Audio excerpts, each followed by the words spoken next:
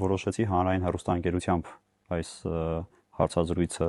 ունենալ, որովհետև կարծում եմ, որ մեր հանրության լայն շրջանակներ ցանկություն ունեն վերջապես հասկանալու, թե ինչ է կատարվում եկեղեցու ներսում եւ որն է այս ամբողջ թնջուկի կամ խռովության պատճառը։ Պետրոս էս կանոպ կանսախ միրս էս խոսան։ Տեր Արամ, ախել էս մարդը հարց չի տվել, ընդհանրեն ասելա բարի երեկո Տեր Արամ։ Դու արդեն կեսը ասիր։ Այ բալա սպասի հերթ կա գրել այն աչքերքը գրե տվել են ձեռը, Նիկոլ Առանձինա գրե տվել ձեռը, 1000 հոգի գրե տվել են ձեռը։ Նա հələ պիտի այդ սաղ